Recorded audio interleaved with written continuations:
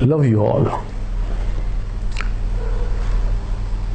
We conduct these pujas to help you get the grace of Kalki to either solve your problems or to receive gifts from Kalki.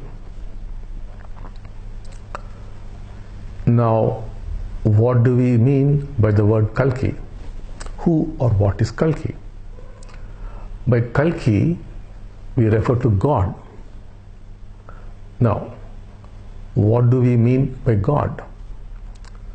Though we experience life as individuals, we actually form a collective. We are in fact a collective.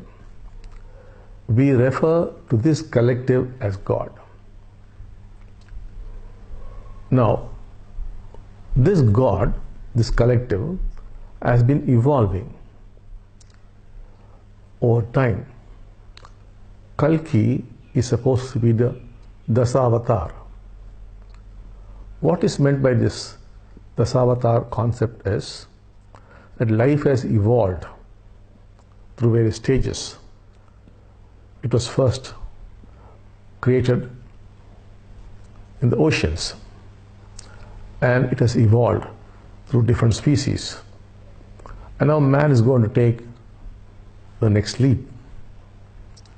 Similarly, the collective of God is also evolving. In its current form, God is very, very friendly, non-judging, non-punishing, ready to help you with your problems, ready to grant you your desires. That's what God is today. And that's what is meant by the word Kalki. So Kalki would help you solve your problems, fulfill your desires, grant you awakening, and ultimately even enlightenment. Now, today we would be trying to solve a particular problem. Now, to really solve a problem, you must focus on the solution and not the problem. And then the mind must be convinced as to the advantages of the action you are going to take. Unless and until it is convinced, there will be no action from your side. There would only be activity. You'll be going on thinking and thinking and thinking the pros and the cons, and again repeating it, and continuously keep postponing. You will never get to act. Unless you get to act, the grace would not start to flow, and you just won't succeed. So most people spend their lives thinking and planning, but never actually engage in action. At best, they may engage in some kind of activity. So today, what we are going to do is, we are going to seek the help of Kalki to move from activity to action. Now, there are three important phases in this puja. The first phase is that of contemplation. At that time, you must take up any particular problem you have got and its solution, and you must contemplate on the fact that you are not ready to act. You must just become conscious of that. That is what you got to do during the phase of contemplation. Then we move on to prayer.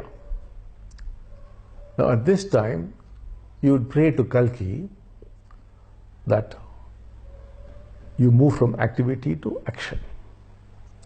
After that is over, we move on to Diksha. Now you take Diksha from Kalki to again move from activity to action. Now, Kalki, you must understand, is not a new God. It is your God. If you have been worshipping Vishnu, then Vishnu is your Kalki. If you are worshipping Shiva, then Shiva is your Kalki. If you are worshipping Christ, then Christ is your Kalki. If you are worshipping Allah, then Allah is your Kalki. The God that you worship, your Ishtadevam, your Kuladevam, is Kalki, not some strange new God, not at all. We use that word Kalki because that is how the phenomenon revealed itself to us. But it actually means your God. So remember, you're not praying to a new God, but you're praying to your own God who has now become Kalki. That is, your God has become much more freer now, much more friendlier, and much more quicker in answering your prayers. So it's the evolution of the collective or God. So that is what we are speaking about here. So once you have gone through this puja, whenever you want to move from activity to action, you could always go back to this puja and do it. And you would find that you in fact move from activity to action. Once you move on to action, the grace flows and things begin to happen. So that is the purpose of today's puja. Love you all.